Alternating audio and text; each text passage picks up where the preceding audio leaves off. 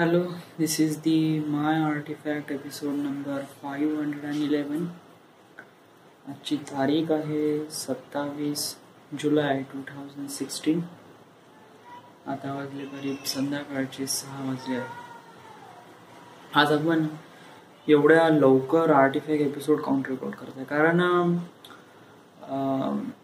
माझे everyday become really normal, बहुतच normal होऊन राहिले आहे. आणि जर मी म्हणजे आता जरी मी 6 वाजले तरी मी सांगू शकतो का रात्री 10 किंवा जेव्हा आर्टिफॅक्ट एपिसोड रेकॉर्ड करतो तोपर्यंत का होऊ शकते, काहीच नाही. मी इथे हार्डली पढाई करीन आणि सोबत 1-2 पिक्चर पाहिजे बस. आणि दिवसभरात काय झालं ते जॉब झाला. आता आर्टिफॅक्ट एपिसोड रेकॉर्ड करण्याचं कारण म्हणजे आता माझ्या मनात जे काही आहे ते मी चांगल्याने एलॉबरेट करू शकतो. जर मी हेच 10 किंवा 9:30 वाजता वगैरे सांगेन तर काय होईल का एक प्रकारे ते जे फिलिंग्स आहे ते एक प्रकारे फेड होऊन जाईल आणि माझ्यापाशी एक्सप्लेन करण्यासाठी किंवा म्हणजे एक प्रकारे फील न राहणार तो एक्सप्लेन करण्यासाठी lot of the things, what are the things I have to tell about it or not. So तर आज मला काय सांगायचं होतं. मी खापरखेडाला येऊन म्हणजे नागपूरला येऊन 2 महिने झाले. करीब मी 20 तारखेला आलो होतो, 20 मेला आलो होतो. 20 मे टू 20 जून आणि 20 जुलै आणि आता तर 27 जुलै पण आहे. म्हणजे हार्डली 2 महिने झाले. आणि या 2 महिन्यात माझ्यामध्ये म्हणजे मी जर म्हणतो हा लेवल 2 आहे तर या लेवल 2 मध्ये काय झालं याच्या लेवल 2 मध्ये. लेवल 2 जरी म्हणलं तरी याच्यामध्ये काफी काही चेंजेस वगैरे आले आहे. मी आता जॉब करत आहे इथे खापरखेड्याला आणि इथे मामारीच्या अपार्टमेंटमध्ये मी एकटाच राहतो. हे पूर्ण अपार्टमेंट हे सगळं आपलंच आहे. इथे आपल्याला कोणी बोलायला नाही, कोणी चालायला नाही, एव्हरीथिंग इज अवर्स. बट काय का जेव्हा झाडाचं पान झाडापासून तुटते तेव्हा एक प्रकारे तो फ्री होऊन जाते, त्याला आझादी भेटते. बट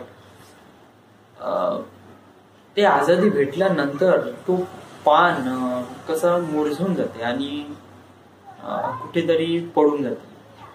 म्हणजे माझा म्हणण्याचा अर्थ आहे की जो कोणी पर्सन किंवा जो कोणी प्राणी किंवा थिंग्स आपल्या सोसायटी पासून किंवा आपल्या कनेक्टेड पीपल पासून जर दूर होत असेल तर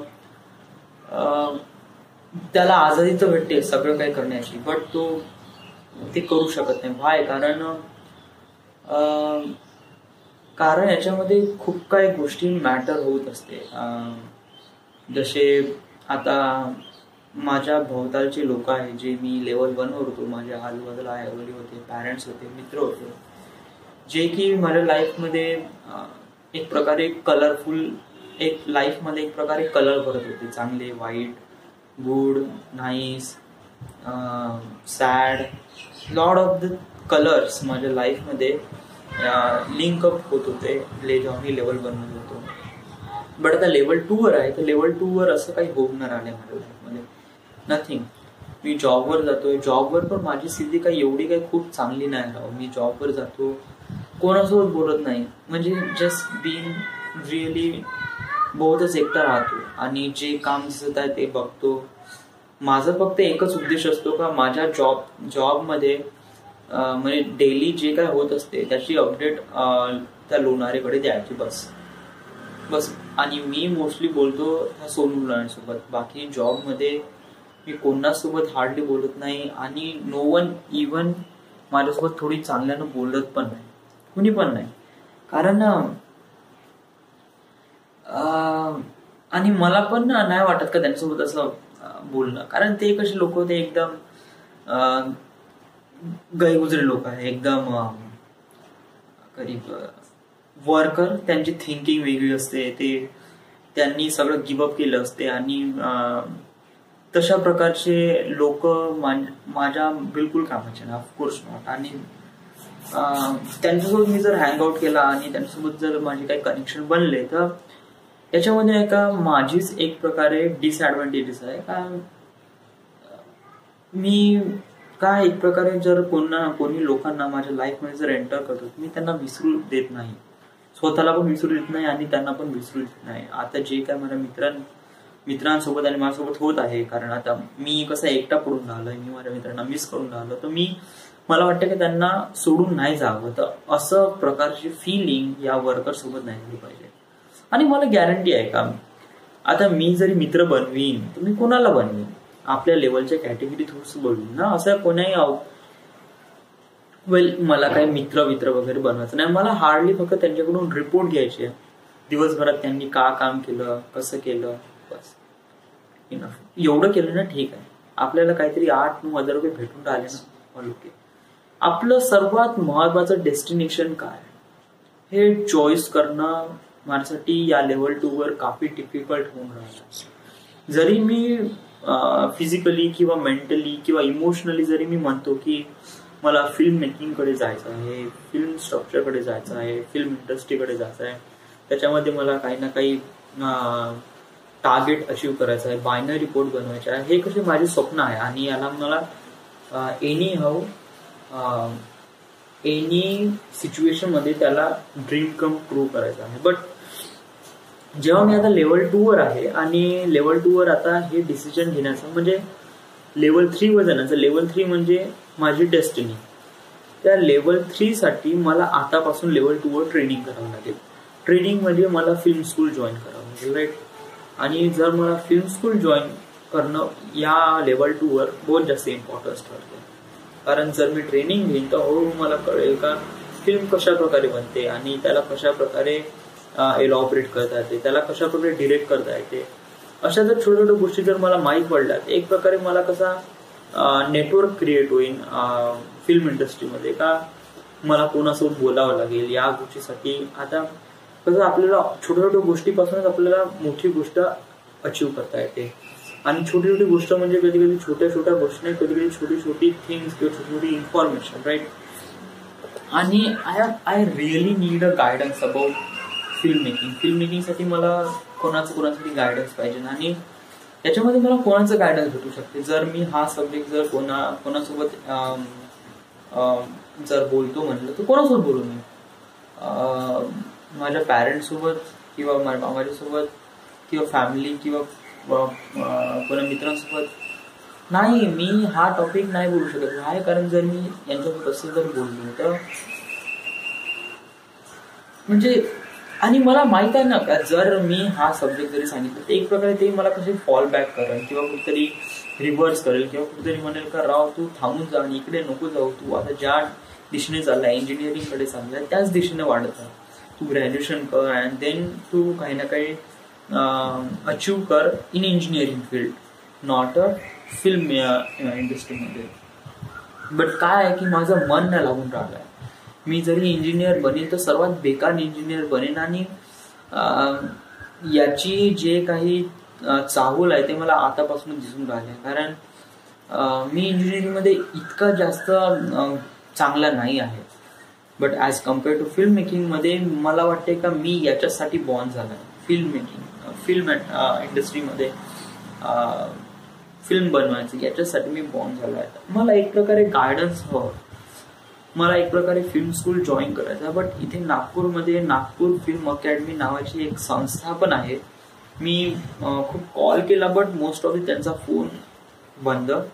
आणि टॅलेंट वन कोचिंग क्लासेसला मी नेहमी फोन लावतो आणि काही ना काही एक्सक्युजेस देते ते मला, का म्हणते का शूटिंग सुरू आहे किंवा लॉट ऑफ द थिंग्स, आणि काही वेळेस ते फोन पण ना उचलत. आणि अशा वेळेस काय होते की मी स्वतःला कसं एक प्रकारे सॅडनेस होऊन जातो का आता मला माझ्या डेस्टिनीला अचीव्ह करण्यासाठी मला काय करावं लागेल. मी तर लेवल 2 वर आहे, मला फक्त फिल्म स्कूल जॉईन करायचं आहे, ना की फिल्म बनवायची आहे. तर why universe won't give me a chance to train to build a movie. तर मला वाटते आपल्याला थोडा एफर्ट घ्यावा लागेल, थोडा बहुत एफर्ट घ्यावा लागेल, थोडी काळजी करावं लागेल, थोडी मेहनत करावी लागेल. आय नो मी प्रत्येक गोष्टीसाठी मेहनत करण्यासाठी रेडी आहे ना, बट काय का अशा गोष्टीमध्ये नाही का आपण कशा प्रकारे टार्गेट अचीव करू शकतो, आपण कशा प्रकारे प्लॅन बनवू शकतो. तर मला नाही का माझ्या डेस्टिनीला अचीव करण्यासाठी नाही का मला फक्त आता एकच पर्याय दिसून राहिला आहे. तो पर्याय म्हणजे मी इंटरनेटवर how to make a movie आणि फिल्म नेटवर्कचे काफी काही चॅनल्स आहेत, त्यांचे व्हिडिओ सबस्क्राईब करतो आणि त्यांचे व्हिडिओ ॲज अ गायडन्स म्हणून त्यांना पाहण्याचा प्रयत्न करतो. कारण जर आपल्याला गायडन्स एका फिजिकल व्यक्तीकडून भेटत नसेल तर आपल्याला एक नेटवर्किंग साईटवरूनच बघावं लागेल का असा कोण व्यक्ती आहे जो मला अशा प्रकारचं गायडन्स देऊ शकते. आणि मला पण हेच वाटते. आणि जर काय का हळूहळू आपल्याला कळेल का कशा प्रकारे करायचं आहे, का करायचं आहे आपल्याला ऍक्टिंग फील्डमध्ये, डिरेक्शन फील्डमध्ये आपल्याला कशा प्रकारे आपले टार्गेट्स अचीव करायचं आहे हे आपल्याला कसं हळूहळू कळत जाईल तर आपल्याला कळेल का. आणि याच्यासाठी मला समजून नाही आलं. It's a really great thing.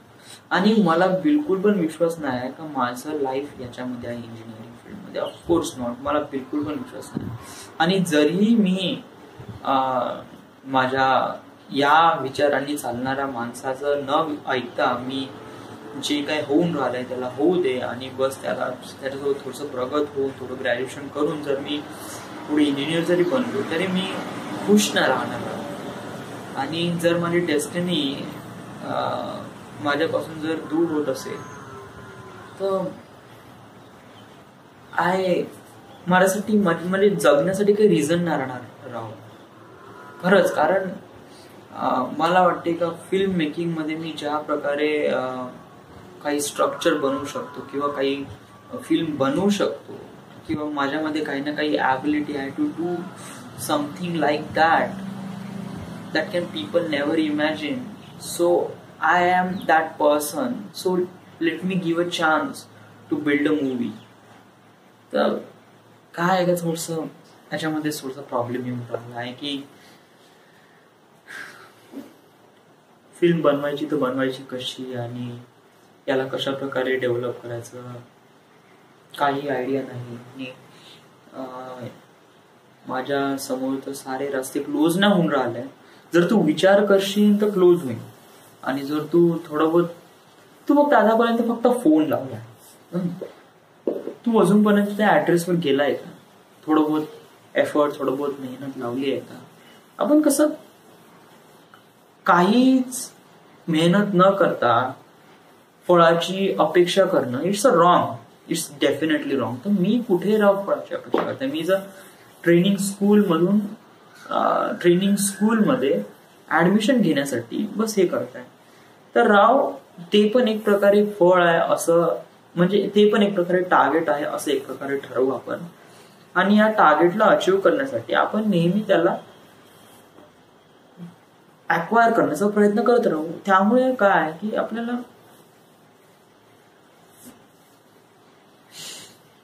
कारण नुसता फोन लावून किंवा त्यांच्यासोबत बोलून काय होणार नाही. आपल्याला face to face clearly punctuation करायचं आहे त्यांच्यासोबत, त्या पर्सन सोबत. आणि तेव्हा आपल्याला कळेल की how to do it, right. आणि चॉईस तर तू केला अगोदरच का तुला फिल्म मेकर बनायचं आहे, राईट. तर मग मी रोज पढाई काऊन करणार. हे रोज मी इथे एवढे जे पढाई ते पुस्तक आहे आणि मी रोज पढाई काऊन करणार. तर मी का करू सांग ना. आता मी जॉबवरून आलोय. आता मी कम्प्लिटली फ्री आहे. माझ्यापाशी 12 घंटे आहे नेक्स्ट जॉबसाठी. आता मी का करू. जिमवर जाऊ किंवा का करू. मी असं तर नाही म्हणत का मी कम्प्लिटली इंजिनियर बनूच शकत नाही. ऍटलिस्ट काय आहे की माणसाने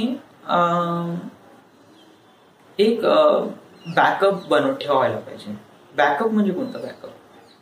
जरी आपण फिल्म स्कूलमध्ये ऍडमिशन जरी नाही झाली पॉसिबल आणि खुदा ना खास्ता आपल्यासोबत काही ना काही वाईट झालं तर आपल्यापाशी काही ना काहीतरी बॅकअप पाहिजे. आणि बॅकअप आहे पुस्तक, हे इंजिनिअरिंग, हे ग्रॅज्युएशन, हे जॉब.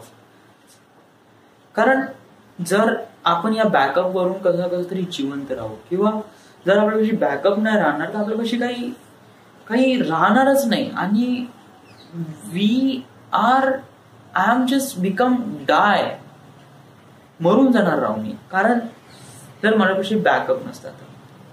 आणि करायचंच काय राव, म्हणजे हार्डली थोडं बहुत प्रॉब्लेम करायचे, थोडं बहुत वाचायचं आहे आणि सोबत एक दोन फिल्म पण पाहणं होते ना. तर दोन्ही काम एकाच वेळेस होत आहे, तर डू इट. आपल्यापाशी खूप जास्त काही हे नाही, रिस्क नाही, किंवा खूप जास्त तडफड नाही. आपल्याला करायचंच आहे. आपलं 3 वर्ष ग्रॅज्युएशन करायचं आहे. 3 वर्ष बहुत झाले. आता माझ्यापाशी किती 12 घंटे आहे ना. 12 घंट्यात जस्ट काहीतरी फालतूचा टाइमपास करून पुस्तक वाच, राईट. असं काहीतरी फक्त टाइमपास करायचं म्हणून ग्रॅज्युएशन करून बस असं मनात डर, आणि बस बरोबर काही नाही. आम्ही जस्ट होतो टाइमपास म्हणून काहीतरी ग्रॅज्युएशन करू, टाइमपास म्हणून. बापरे, लोक एकदम एफर्ट लावून ग्रॅज्युएशन कम्प्लीट नाही करत. तू टाइमपास म्हणून ग्रॅज्युएशन कम्प्लीट करून टाकला. हो ना, तर टाइमपास म्हणून ग्रॅज्युएशन केलं म्हणूनच तर मला काहीतरी 4-5 वर्ष लागले, जो की 3 वर्षाचा कोर्स होता.